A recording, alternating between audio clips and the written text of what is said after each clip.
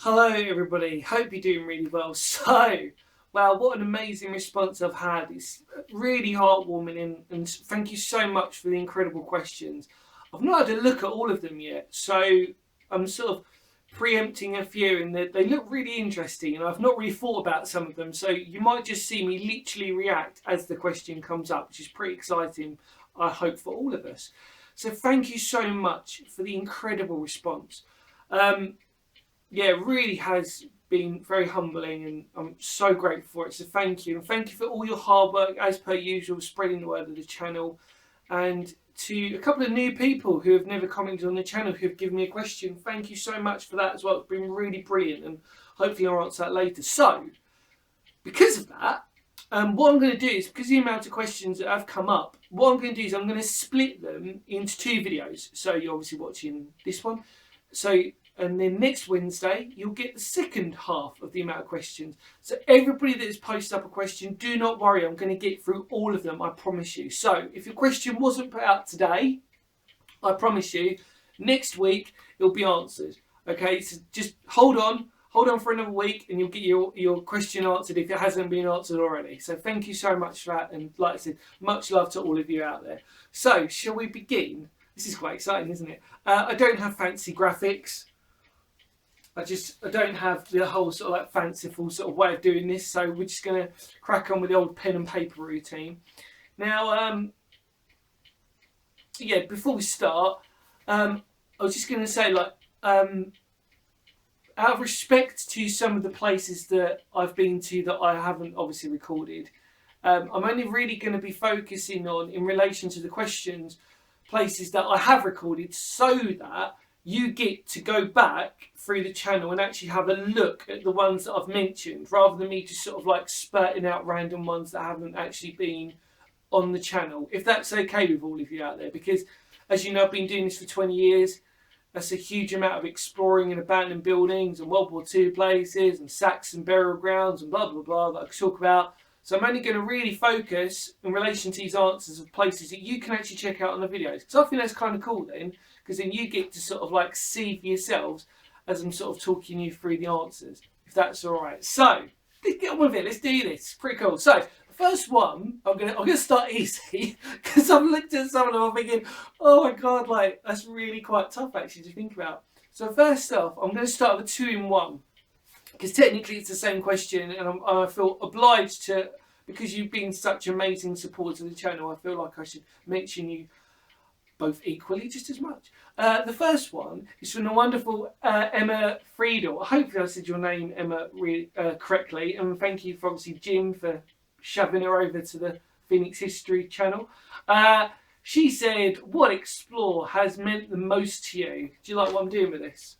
And then the wonderful Brian Morland, who's been a fantastic supporter of the channel as well, has said, do you have a favourite place that you have explored? And if so, why is it your favourite? Well, to Emma and Brian, thank you so much. I'm going to answer that one in one hit, if that's okay with both of you. So basically, what has been the most sort of favourite explore, the one that's really meant the most to me? So I thought about this question for a while. And what was really interesting to me as I was thinking about it was the same few places was always kept cropping up in my head. But there's always one that stands out on the channel, like I said to you before, because I only really want to talk about ones that I've actually put on the channel the most.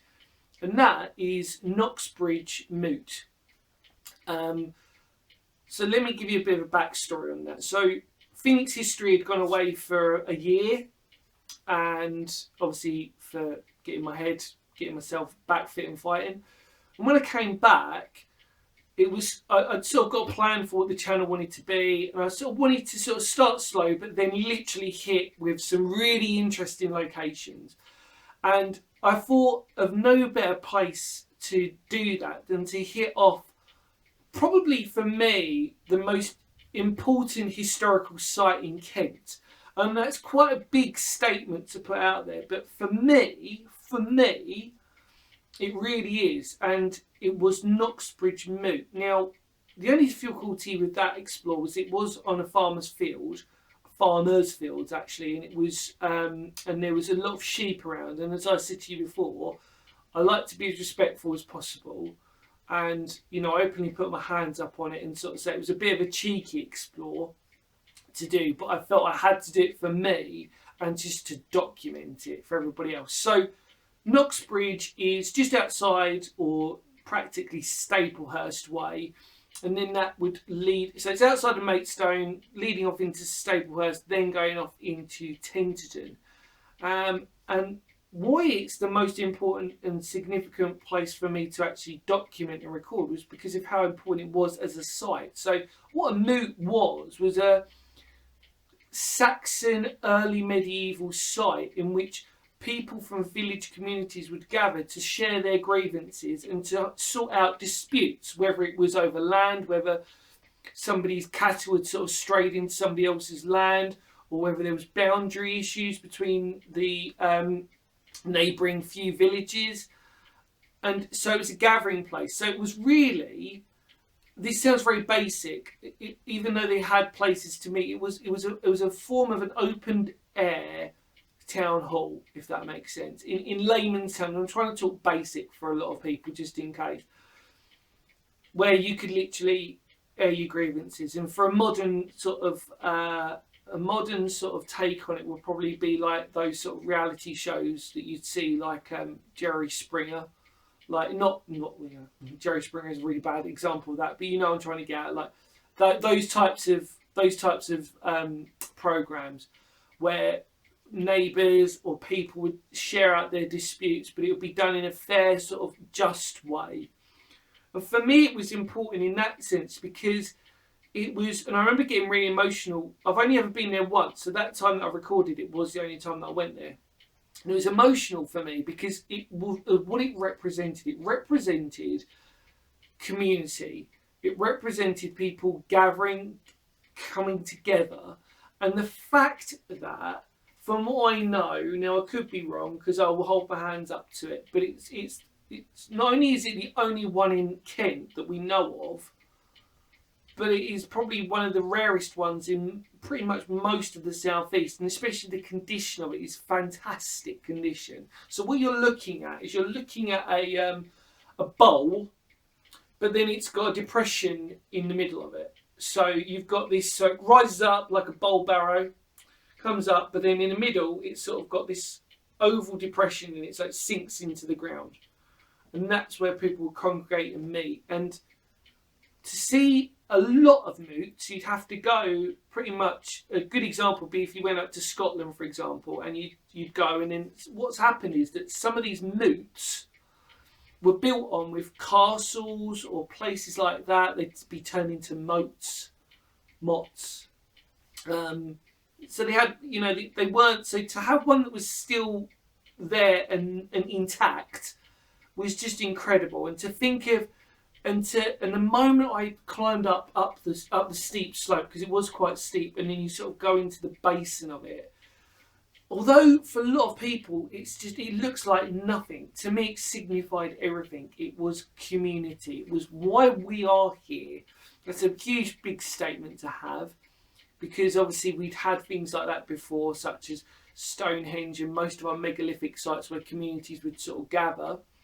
But places like moots, for example, were just so significant and so rare, you know, and especially in Kent, it really was the most incredible place for me, just to sort of be a part of, and to know that had been documented exclusively as that, you know. I mean, it just blew my mind, because if you have a good imagination, you can start thinking of like, wow, I wonder what sort of disputes would happen here, and the idea of communication between people, how they sort out their differences and stuff, you know, because as we know, history is never a purely clear sort of spectrum in which we see. There's a lot of dispute, there's a lot of people sort of conjecture about ideas, about things, but for me, just a significance on a basic term of if that is exactly what it was, which it has been labelled as, under the Historical England Society, or Historic England Society, or whatever you want to call it, that you know, that side. And because there was, I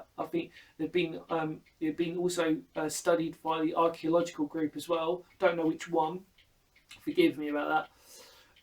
But it was just to be there was incredible. So yeah, hands down, recording wise, that was my favourite place. So go back and check that out. Really good. And I did get a bit emotional when I was in there, because it was like this is like the birth of community, modern day community. The first clear stepping stones of what we had.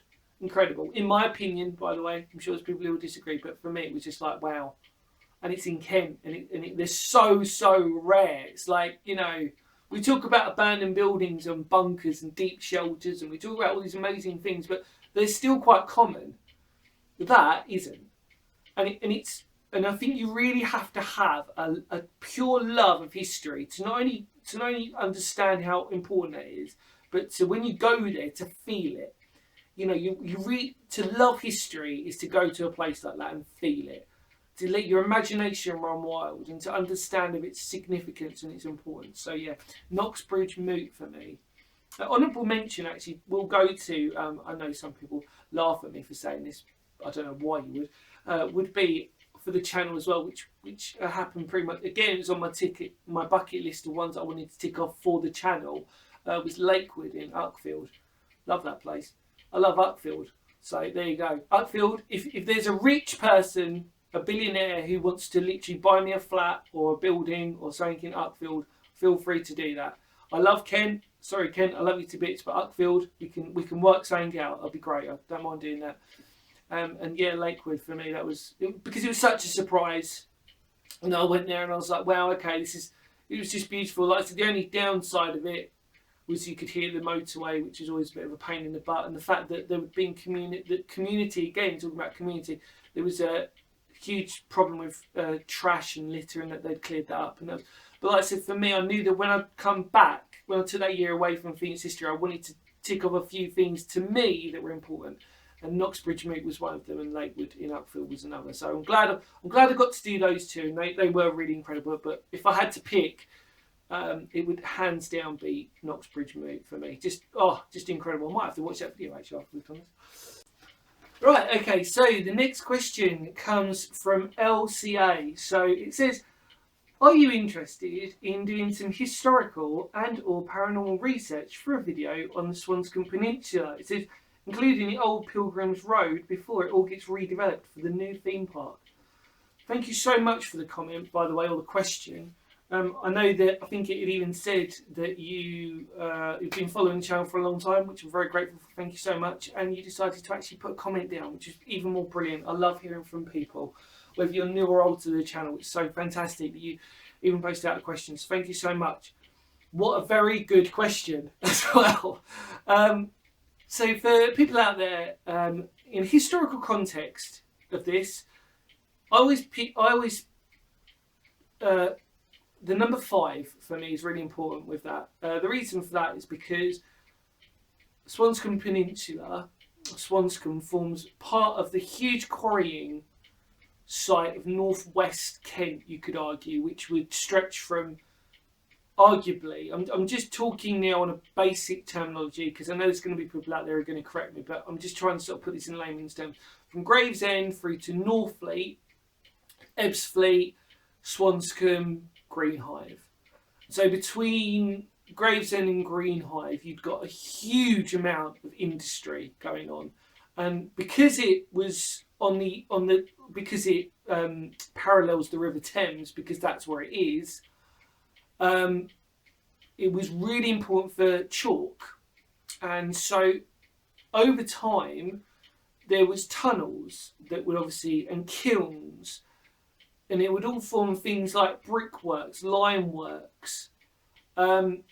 Just the whole site is littered with tunnels, tram tunnels, service tunnels, and then some of them, not all of them by the way, would be converted into air raid shelters. And it was just, and it still is littered with history underground.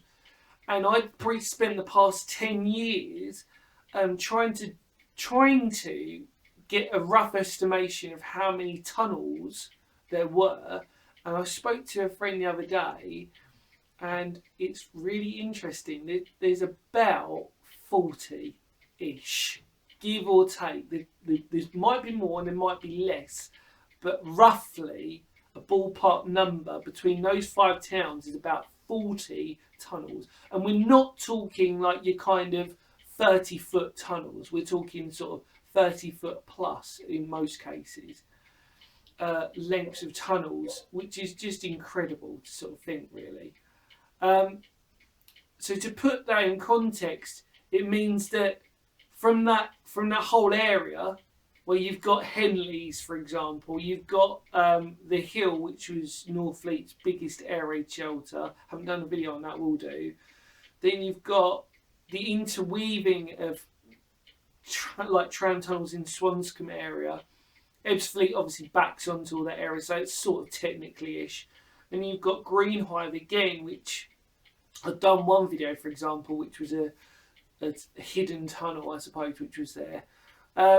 Yeah, wow, so much you could do. And obviously the Swanscombe Peninsula, yeah, I mean, even taking away the tunnels that are there, there is still a lot of remnants of industry. And then you've got to take even further away from that, where you've got Ingress Park, which I will do a special video on at some point. Ingress Park is a very special park which has got a lot of follies in it. Unfortunately, it's been developed over a lot, and there was obviously the infamous, I don't know if it was infamous to people who know about it, which is the infamous tunnel that is buried somewhere that's meant to go out into the River Thames from Ingress Abbey or whatever.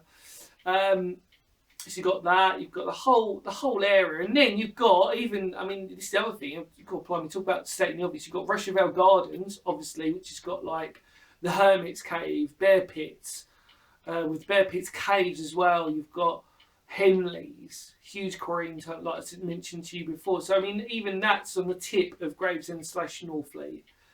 You know, so it's a huge swathe of tunnels and in industry. I mean, even Gravesend West Pier, for example, the train station pier that's up there. It's just, I could just go on, including the tunnel that people always seem to forget about. That's the tunnel for people who are local. If you know where the Asda is, where the mini roundabout is, when you drive up through, there's a tunnel that you drive through. That actually originally was a railway tunnel, and that would have linked all the way to Gravesend West Pier. So yes, I'm very invested in the whole area, if you can't tell. Cool, blimey. Yeah, I mean, I could bore everybody to death. I suppose the question really is like what you'd said, which is, you know, am I interested in it? Of course I am. But the thing is that, as you know, I'm a history channel, and I'm trying to get as much diversity in as possible. But I will return and try and do some more, just for that sole purpose. But out of those, oh yes, I needed to go back on the tunnel situation. So out of about the 40 plus tunnels that were air raid shelter service tunnels, tram tunnels, just maintenance tunnels, etc., etc., there are about, and I'm saying that as of today, and this is only a rough guess, I'd say about half of those are borderline accessible. So about 20 to 25-ish, 20 to 25-ish probably, are accessible. A lot of them are now getting buried slowly, so it's sort of, you know... But for me, this is going to sound really strange to people, I don't mind the fact that if they bury them and I've not recorded them for the channel. I really don't mind that, because that's basically exploring in a nutshell, is that just because one tunnel closes, another one will open somewhere else. And that's the way that I always sort of treat the channel and treat how I explore. And like I said to you before, you know, most of the stuff that you're seeing on this channel is a literal fraction of the amount of places I've explored. There's a question that some people on the point have said, oh, probably that will be in next week's video, because that's quite a big question. But yeah, I will do. Or I promise you I'll get some more stuff done in the Gravesend area, or Gravesham area. But yeah, you've got to, it's just, what you have to do first off is to try and put it in context. And as I always say about exploring, it's not about documenting it. You don't have to worry about putting a camera out. It's about your own personal experience. Because at the end of the day, that's the thing that's going to stay in your brain. It's going to last forever and ever and ever. But obviously for me now, I feel a duty that I have to obviously document as much stuff just for preservation, as we always sort of say on this channel, preservation and conservation. So yes, thank you so much. Oh, and paranormal side. Yes, I will do. I will try my best to do some more paranormal stuff on Gravesend and everything else that's really interesting. And also, I was in the process of talking to a few. I hadn't started it, but I was going to, because I'd located. That's a tricky thing. Got located. I'm going to start process of actually going into Gravesend town centre and asking kindly a few shops and that lot if I could kind of go into the air raid shelters that are buried underneath, because Gravesend, if you didn't know, has got so much World War II history that is completely hidden under roads. I'm talking about air raid shelters here, not big air raid shelters. Again, going back to the sort of topography, geology of the place. Yeah, I could talk about that for ages, about Gravesend, Northfleet, Ebbsfleet. Gravesend, Northfleet, Ebbsfleet, Swanscombe, Greenhive area, about that whole, because it's underrated. I don't think people realise how important that whole area is for just tunnels and air raid shelters, kilns, kiln sites, etc., etc. You know, it's on easily a level of Medway and the East Coast, so Dover, Folkestone way. Arguably Thanet as well, but really, because of how unique some of the stuff is in Gravesend area, that's what makes it really interesting. Even though there's probably another reason why I don't rush out and to do many of those tunnels. Now, this sounds really stupid, but a lot of those tunnels do start looking pretty similar to each other after a while, for me anyway. But maybe that's because I've done a lot. You know what I mean? After 20 years of exploring and doing a lot of tunnels, they do sort of blend into one. But obviously, it's not about me, it's about putting them out for you. But either way, hopefully that's answered your question. So, yes. And thank you so much for that. And yeah, especially it said about the old Pilgrim's Road. Yeah, absolutely as well. I mean, that redevelopment on that side as well, hands down, we'll do that.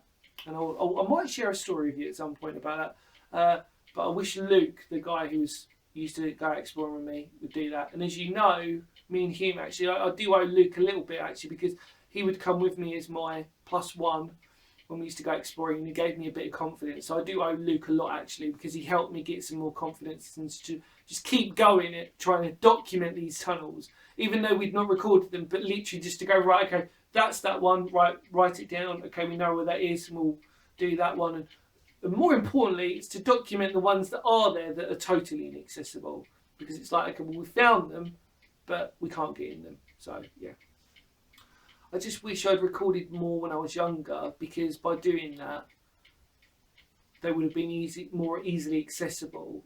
And yeah, but anyway, I'll digress from that. But you get the idea. But thank you so much for the question. Hopefully I answered it. Yes, and I will try my best at some point. However, as you know, I've got so much that I need to do Phoenix history, especially once lockdown's ended. I'm going to be out and about. So thank you. The wonderful David Green next.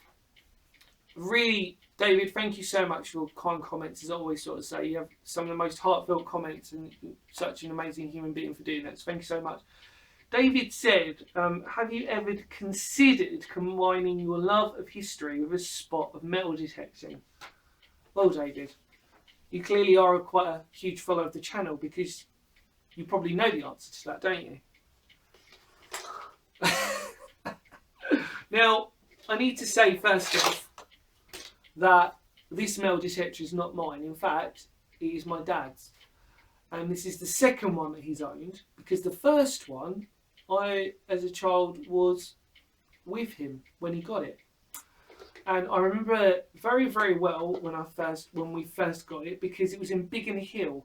Now, I don't know if there's anybody from the Biggin Hill area, you might know it, but there used to be, I don't know anymore, in Biggin Hill there used to be a metal detecting shop in Biggin Hill, and I must have been about 9 years old. About 9. And we went in there, and I always remember it because the metal detector was about as tall as I am. Or as tall as I was, sorry, standing up. But yes, we've got a metal detector, David. It's my dad's. And he was, up until recently, a very keen metal detector. And as I probably mentioned in how historical exploration saved my life, as you are all probably aware now, that my parents were classed as urban explorers, and they were huge history lovers. They still are, and music lovers as well. So like I said, I'm just living off of my parents' dreams. When it comes to metal detecting though, and no, I haven't done a video on it yet, because I need my dad, and he unfortunately is just sort of a bit tied up with a few other things at the moment. But I'm sure, I'm sure we might do that in the summertime this year. Maybe just do like a one-off one. I only went metal detecting with him probably about 3 times.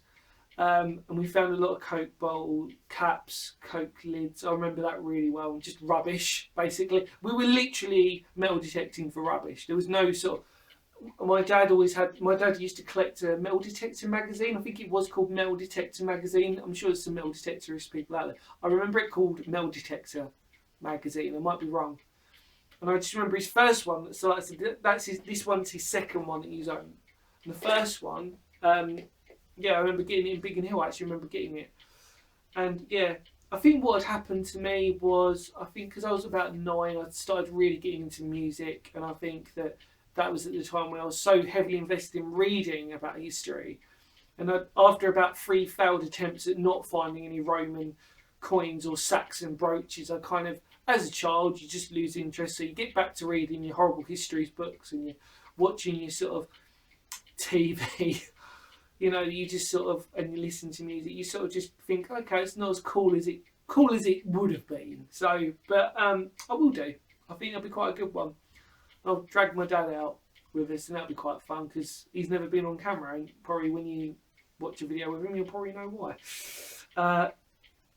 But yeah, no, that'll be fun actually. So yes, metal detecting, hands down. We'll probably put that on the list of things to do. Luckily, I've got an expert, my dad.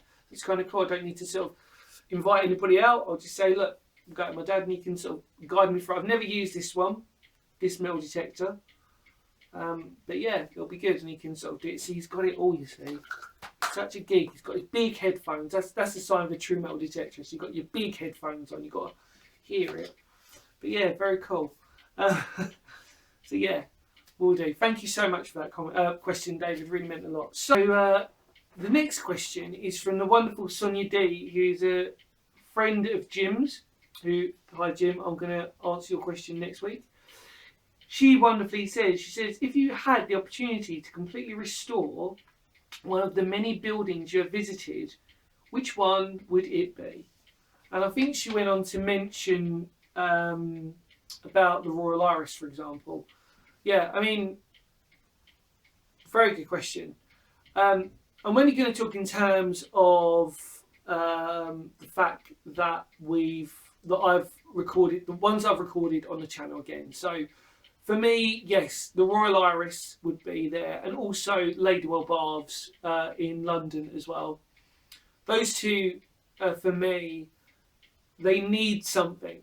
I mean, they need to have some form of restoration or conservation, just something, because especially with the Royal Iris. I mean, so the backstory behind the Royal Iris for me was that I was aware of this place. I was aware of the ferry for actually quite a lot longer than most people probably think. Actually, I remember when it had first pretty much been, not when it had first been there, but I remember seeing images of this boat being listing, and I remember that seeing early images of it, and was like, well, okay, that's pretty in good condition, but there's got to be another story to this. I didn't really understand it, and as I sort of delved deeper into the history and the research of it, its legacy, that ferry, is quite incredible. I mean, as we talk about historical boats, I mean, in a musical sense, a historical music sense, I mean, that was so important, and it's also represented the culture for Liverpool, or the Mersey, I suppose. Let's just put that out there. So yeah, and the fact that video got picked up was fantastic. So for anybody out there who's subscribed to the channel via that, via the ferry video, the Royal Iris, thank you so much. I really do believe that places like that need to have some form of conservation, because, I mean, I also saw about Henley's air raid shelters the other day, or the big air raid shelter complex.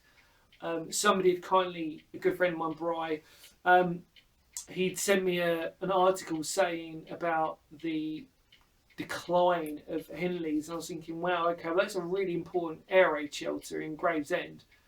For the Gravesend area / Northfleet area. I mean, that's probably the most bar Northfleet's Hill area, which I mentioned before, that is easily the most important World War II specific site that Gravesend has, I think.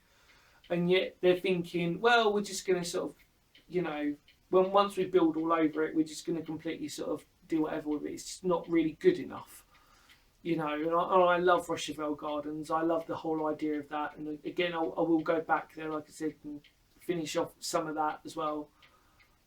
But I really, when it comes to places like the Royal Iris and Ladywell Baths probably depressed me the most, because obviously at the end of that video, if you've watched it, obviously it was unfortunately being used for drug usage, and it was so sad to sort of see the fact that half of it had been burnt, so that the second swimming pool that would have been there the whole thing had just been completely burnt, trashed.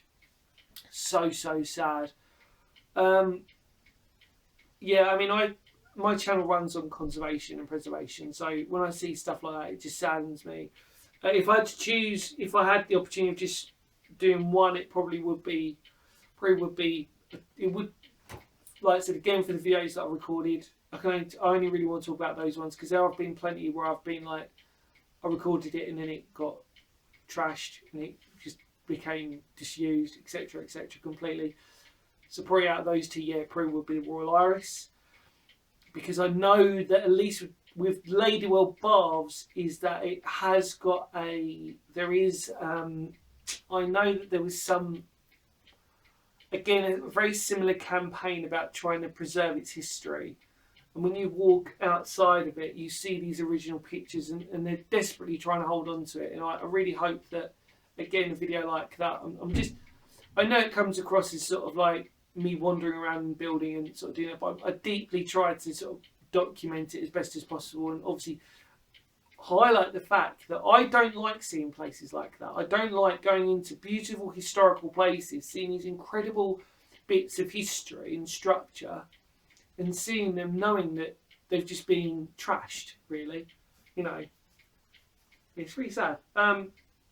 So yeah, but it gives me hope when I see like that. Forgive me, I can't remember what that woman's name was who's campaigning for the Northfleet air raid shelters at Henley's and Rochevelle Gardens. Forgive me, but my heart goes out to her for a campaign of doing that, and also for the people for the Royal Iris as well, because it's people like you that we need more of in the historical community. Because by having people like you, you really should hopefully open up council's eyes and government's eyes, and basically sort of say to them, look, this is our history, this is our preservation. If we can hold on to it, it can hopefully inspire others. And not only that, it can be used in a positive sense. You know, it can be used for in a really good way. You know, I understand money is always the big thing, of course it is, but at the end of the day, you know, you could argue that money gets wasted all the time from governments and stuff. You know, it's a political statement, but you know what I'm trying to say. Or stuff like that could be used for good. And I'm not sort of saying like, oh well, we'll turn it into a museum or anything else like that. No, what I'm saying is that could be used for good. Or when I went into Ladywell Baths, for example, I thought to myself, wow, this could be used. If you converted this back to how it was, or close to it, not even as a swimming baths, it could be used for like a youth centre, be a big youth centre, but you could have part of it as being a youth centre. I know that there's youth centres there already around that community, but you could have, you know, just a hub for people to get together.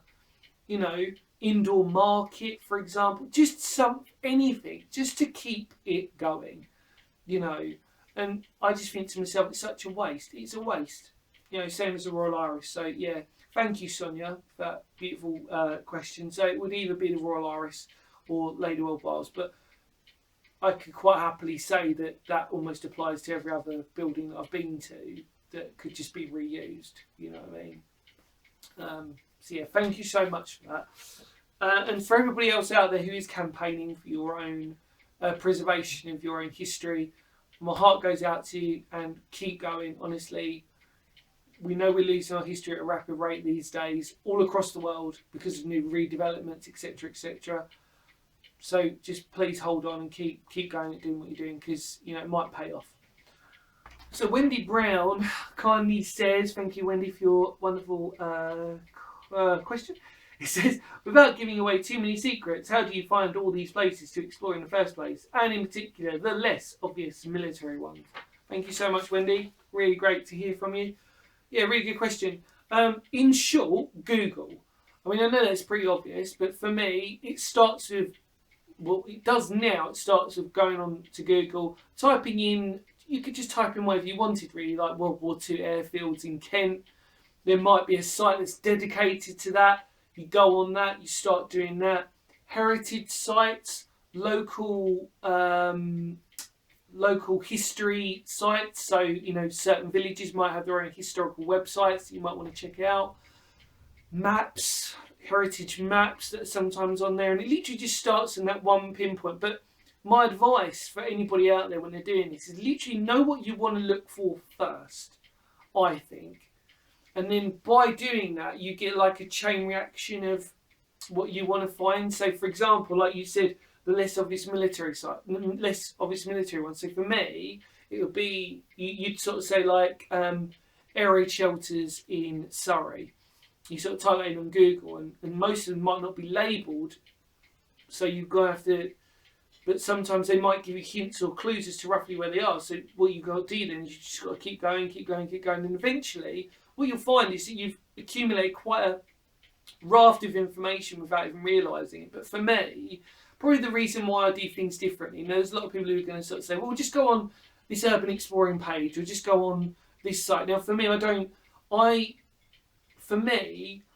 I want to be as detailed as possible in my historical research for me. Now, like I said, I'm doing that for me, not for anybody else, because I really want to get an idea of what that site was used for and its different phases. And sometimes websites or singular websites or singular bits of information aren't going to give you the whole picture. So you have to sort of sometimes accumulate different things. So, for example, if you went and typed in castles in Kent, what I would suggest is that you type in, when you find those websites, don't just stick to one that's giving you information on that castle. Find another website that gives you more information on the same castle, because what you'll find is you'll find an overlap of information, and sometimes that's where the detail and the clues come in.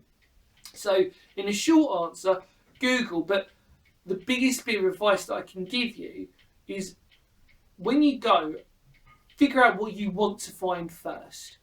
Because, like I said, it goes into a chain reaction. So, air raid shelters in Surrey, okay, right, and it gives you everything else on that. If you don't have, and then obviously village sites as well, really good. That's what I found out as well. Village historical sites, preservation sites have their own things as well. Archaeological sites sometimes have their own unique detailing on certain things that you might want to check out. Historic England's a really good site, for example. That's a good one. It just gives you a list of stuff. But for me, because I'm more history based, I always have to go and use multiple sources. So I don't just use one singular source to find out where that is, because 9 times out of 10 it will give me something extra, and then that might tail off into something else. And that is actually relevant to the Northfleet Gravesend question I was talking about. All of that came about through literal chain reaction of just figuring out and then finding some maps and going, oh right, well that was there and that was there. Okay, now you overlap it, and then you find that in the middle somewhere there's some really interesting stuff that if you've just gone there to explore that specific thing, you might find that there's more information on that. Hopefully that's really helped you.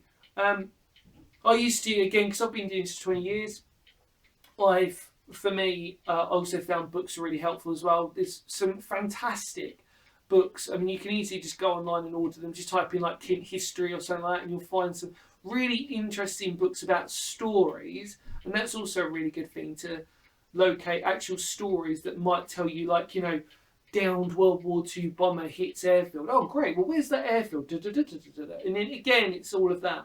But I know people have easier things. They're just like, right, go on this one website and it'll give you all these answers, or go on that one website and it'll give you all these answers. I don't do that.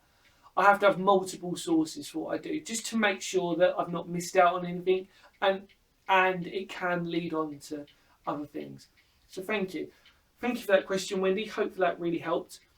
Hopefully it's helped all of you lot out there as well. So stay tuned for next week where I finish off the rest of the questions. If your question hasn't been answered, don't worry. For example, Jim Beyond the Point, I will be getting to your questions. Project Zircon, for example, sent me a really good question. Jackson UK, I can't remember, there's a couple of other people.